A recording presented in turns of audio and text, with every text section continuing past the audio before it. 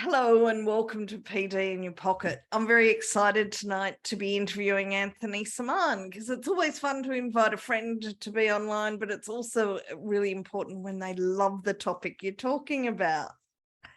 I love talking about environments, and thank you, Lisa, for inviting me, and for everyone who's listening to this, because we all have an experience of encountering beauty. And how gorgeous would it be that every child leaves your memory palace, your early childhood, your family daycare home, with memories of encountering beauty in your home. So I have so much to talk about. I know we're limited for time, but I do hope that you get something out of this. I'm sure everyone will. Why has this always been a passion of yours? Why is beauty, like beauty is quite a strong word. Why do you use beauty and early childhood education in the same? Well, it's controversial. Like when you talk about love for children, it's controversial. And I think sometimes the most controversial issues really can change what we do. I have gorgeous memories of encountering beauty as a child myself. I remember the Canadian maple tree in the backyard as a child and, waiting for autumn to come and to play with those maple leaves. And I'm all for deinstitutionalizing childhood. Someone said to me the other day, we are building hotels for children, and it shouldn't be that for children. They should be really beautiful places. And I think when we think about our encounter with beauty as an adult, we know how it moves us. Every time, Lisa, I encounter Sydney Harbour, I'm moved. You know what that memory takes me back to when I was 3, because I can still remember seeing Sydney Harbour when I was 3, and how wonderful that every child encounters beauty, because it's a right, it's not a privilege. So why is it so important in family daycare? Well, in centre-based care, they often talk about home-like environments. Well, in family daycare, you are in a home-like environment. So resist childcare, like resist that look. Because, if I can be slightly cheeky, be anaphylactic to the aesthetics of childcare. When it screams a particular thing and it's expected, resist that. In family daycare, there are particular words there that are important. Family and care. Yeah, it's in day because it's not called family night care. So let's forget about the day part. But what does an environment that speaks of family look like? Togetherness, memories, coming, just spending gorgeous amounts of time being with each other. And the concept of care, when I invite people over for dinner, rare occurrence, I do take care because I set up the table as an act of love, to say, I've thought about you. In family daycare, it's no different. When you set up your environment, it's an act of love for an infant, a toddler, or a preschooler, or if you've got children who are school-aged, to say, I've thought about you. Welcome to my home. You don't want to, excuse me, to scream home and then institution. Like, that's not to say that all places that children gather are institutions, but how wonderful to create a memory palace for children. That's a great concept. So if you walked into a family daycare that you thought was really good, what would you expect to see, both indoor and outdoor? I would love to see soft spaces. I would love to see small things and large things, familiar things, unfamiliar things. People talk about loose parts. I like to think about thinking materials. So things that children can engage with that make them think. So pieces of wood or, items that are unexpected. So, yarns of wool. I would love to see environments where you can gather as a group, or you could get time out on your own, because Children do need time on their own to sit somewhere really comfortable. I would also, and I use the words of Alain Dubuton, to see a visible sign of tenderness. Tables that are clean, floors that are clean, equipment that don't have drawing on them, dolls dressed. We don't want naked dolls with matty hair and no clothes on thrown into a corner. It would also be gorgeous to see an abundance of materials. You don't need a lot of areas, but have areas that have an abundance. So if you have a block area, you can't build a city with 6 blocks. But if you had a selection of materials, things you buy from the hardware, expected, unexpected things, a selection of blocks, beautiful dolls, so there's enough for a group to play with, then that would make my heart sing. In the outdoors, you know, I remember Lisa writing a chapter for a book about the importance of outdoors, and I rang a friend and I said, this chapter's really bad. Like, I don't know if I'd buy the book. I said, I don't think I've answered the question, which was, how do you know if you've got your outdoor environment right? And her response was, well, it's pretty basic. And I said, well, I don't know that. Maybe I shouldn't have written the chapter. She said, answer these 2 questions for me. If someone in your family wants to get married, would they want to have their wedding reception in the backyard? And if you're on a public holiday, would the backyard be somewhere you'd want to gather for a picnic with your family? If you've answered no, you've got work to do. And I thought, ooh, we have work to do. So I don't think I'd want to get married in a lot of backyards around here. But you know what I mean? Like gorgeous shade, like a beautiful chair to sit with a group of children. Like you don't want dirty cushions outside. But you know, what I'd also like to see is for children to be a part of that environment. So come every Friday morning, you undress the dolls with children, you take the bed sheets off the home corner, you put them in a basket, you walk the children to the washing machine, you pop them in there, you go back half an hour later, you collect that with the children, you hang them out to dry because of course you've replaced the clothes on the dolls, they haven't been sitting there naked. So children are a part of the aesthetics of care, because I truly believe every environment needs an aesthetic soldier, someone who fights for beauty. Sounds good to me.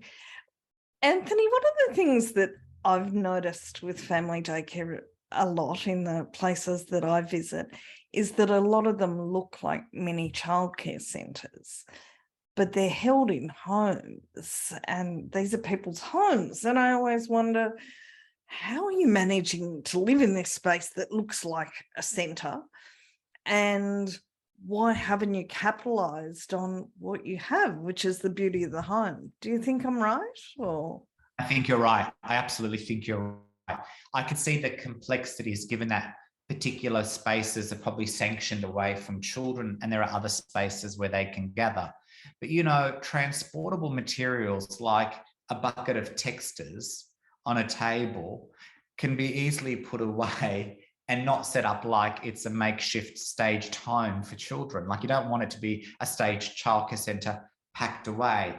You know, a selection of beautiful dolls that can be put away on the weekend, not set up like a childcare centre per se.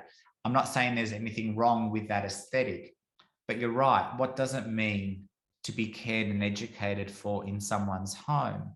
If you think about relationship-based practice, then let the relationships take over, not setting up like it's somewhere else, because the challenge we have, it becomes an everywhere but anywhere but a nowhere kind of place.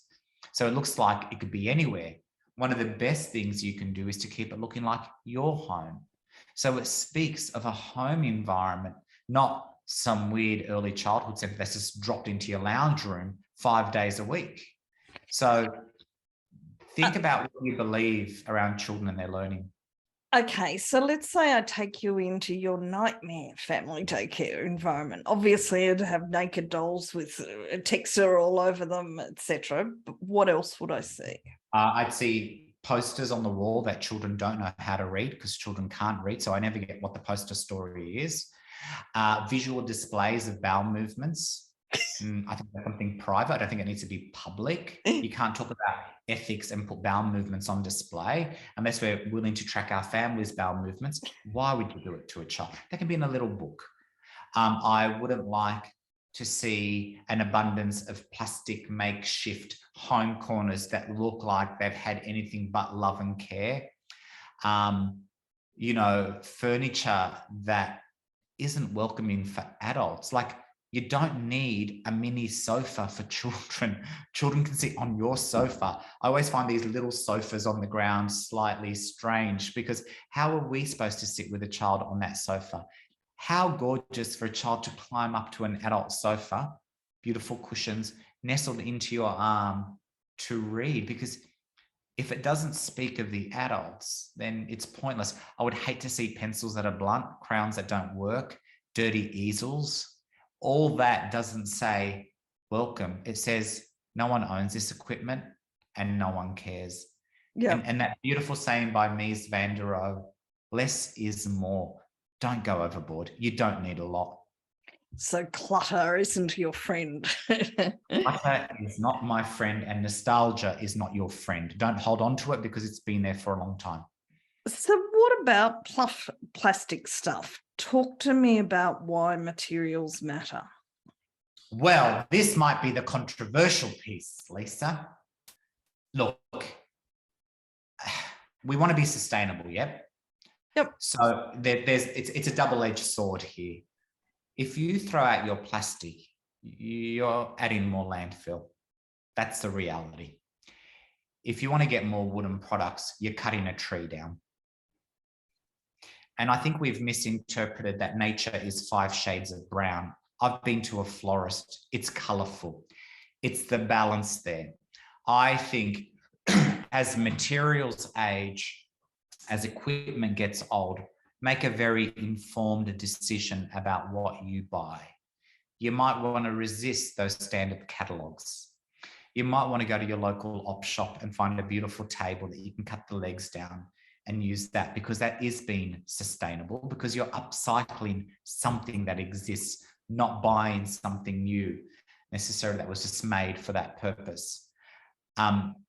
Materials speak to us. They draw our attention. I often think when I walk into a store, fabric talks to me. This is going to sound very strange. I have to touch it. I have to smell it. It's saying to me, come here. Some materials and some environments say, stay away. Absolutely. So the environment can be pleasing or dismissive.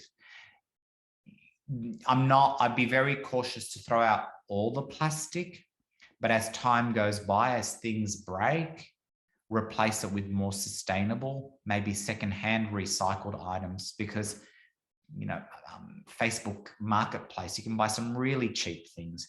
You probably got stuff in your shed that you think are adult-like that children shouldn't use. They can be used. Mm-hmm. One of the things that you spoke about, which is one of my bugbears, is having all the stuff on the walls.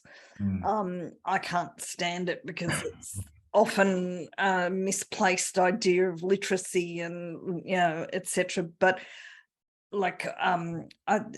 putting the certificates that the educator has on the walls, that's not for children, it's for parents, and probably even parents aren't there. But does the regs demand that you have some stuff on your walls? Look, there may be 1 or 2 regulatory requirements, but when it comes to children's artwork, all those posters, absolutely not. Putting every communicable disease on the front door, absolutely not. There was a beautiful study, Lisa, the only one I found so far, that came out of QUT about displaying children's artwork. And they interviewed young children, and it was really interesting. They found that often children don't like their work on display. And when we ask them and they say no, adults tend to say, are you sure? And children, because they want to please you, then just go, whatever, hang them. They also found that when they're on display, children compare each other's work. They see it as competition. My takeaway from that piece of research is, if you are going to display something, do it nicely. Maybe have 3 or 4 secondhand frames that every once in a while, you might put a piece of work up, but it doesn't have to be the 5 pieces created by every child. Maybe a piece up, and it could stay there for a year or two. I don't change my paintings every week, so giving children choice and displaying it nicely. The Museum of Contemporary Art doesn't use blue tack, let's put it this way, to hang things up. I can see from the environment I see behind you that your environment matters to you a lot as a person. What if I was to challenge you and say there's a class-based thing about this? What if I was to say to you that a lot of educators are forced to work out of essentially unlovable places? They may be their homes, but like all of us, if they won the lottery, their home would be a lot more beautiful. Yeah. How do you deal with that, or what do you say? I think it's a really important socially just question. Trying to define what is beautiful is very difficult, and I would never even go there. Let me tell you what I would suggest to the people watching this. Instead of defining what is beautiful, maybe start to say what is not okay. Not what's okay, what's not okay. Do we want the toilet that children go to look like a dirty public toilet? No. Do we think that when you're eating food, there should be food on the ground, on the floor around you? No. If we can address the below the line, then that's the best thing, because aesthetics, I can appreciate there is a privilege with particular resources that some may afford, some may not, or particular built environments that we can't change. But a lot of the things that we say detract from beauty, we can control. Like a dead plant, we can pull out. I was once working with a family day carer who was talking about some of the challenges in her community by having gardens. They just didn't last. And after lots of conversation, Lisa, we got a secondhand wheelbarrow and we planted strawberries in it. And at nighttime, she could pull it into her garage. In the daytime, she pulled it outside. And this is one secondhand wheelbarrow with strawberries and then sunflower were just gorgeous. Like it showed, and I think the wheelbarrow cost us about $29, truly. I think sometimes beauty doesn't have to cost a lot, but the things that are not so beautiful make our eyes bleed. So address that and stop worrying about what you do need and worry about what's not okay. That sounds wonderful to me. One of the things that always annoys me is when I go to an outdoor area and there might be great, climbing equipment and great places to run around, but there's nowhere to sit down. Yeah. And I'm, as an adult, and even when I was a child, I'm someone who likes to sit down and get the sun on my face and play with the leaves around me. And I just look at some places and think, well, the grass is wet. There's that horrible bench over there, but it's hard. Can't we just have somewhere that's comfortable to sit in? And I think you've got to kind of think of those things. What's the most... maybe we should be people-centered, not child-centered. Yeah. Because when it's people-centered, then there is somewhere for us to sit with children. The reality is children can sit on adult furniture. Adults can't sit on children's furniture. Precisely. Yeah. What's the most beautiful education and care service that you've been into? What did it look like? It's actually what it felt like that made the difference. I walked in and you could see that there was this absolute love for their professional identity. You could see that they were very thoughtful. Was it the most aesthetically beautiful? No, because I've been into these kinds of masterpieces, but they lack soul. They lack absolute soul. And this was an old building. I think it was probably the 1950s. It was a rambling of old furniture, but the trees were growing. There was some shade and some sun. There were places where I could sit, and there was unexpected items. The floors weren't matching. Like there were some floorboards in one section, some lino in another section, some cobbled tiles in another, but that didn't bother me. Actually, that said, we have been loved. This space has been loved. but it was the feeling. And again, it spoke about human connection, not about a manufactured environment for children. Yeah, that sounds good to me. What's when you think about the most beautiful place in the world to you, like not just in education and care, but in the world, what's the most beautiful place that you've ever been? Well, one of my most favorite places actually is the rooftop of the Museum of Contemporary Art. Me too. I love that place, except when the ships are in there. When the ships are in there, then it's no good. Where else do you get a $4 cup of tea with the best view on the planet? And, you know, Lisa, there's a beautiful video on the MCA's website called Young Children and the Arts. And it's a research project of taking babies to the MCA. And I love that it's a welcoming place, but I just love sitting up there on a cold day, on a sunny day, and just looking at the harbour, because for me, it's a moving painting. And I think it's free to go there. Yeah. You can go up there, you don't have to pay anything, and you get the best view. Because I don't always feel comfortable in fancy places, believe it or not. I want to feel like I'm just comfortable being me. And the MCA on the rooftop is just gorgeous. And you can take children to the Museum of Contemporary Art. And can I tell everyone who's watching, if you ring them, you can pre-book a visit with your children. It costs nothing. And the curators have all been trained in how to work with children, and they'll curate a whole experience for your children at the MCA. Sounds good. Okay, well, thank you very much for talking to us tonight. I know that some people will still kind of walk away with a sense of, yeah, but look at my space. What do I do? Have you just got any hint for them? Yeah, Windex, clean, declutter, get rid of stuff. We don't need too much. Don't feel like more is best. Ask yourself this: if I had my grandchild come in here, what would be a beautiful space for my grandchild? Let go of family daycare. And if you can just think about inviting the most loved child in the world into your space, how would you set it up? Do that for your children who come every day, because I just think it makes their heart sing. And even simple things like, you may not have the nicest table, but some potted plants, a potted, colored pot on your table will just make the ordinary look quite extraordinary. That's a wonderful place to finish. Thank you very much, Anthony. Thanks, Lisa. Thanks, everybody. I appreciate you listening.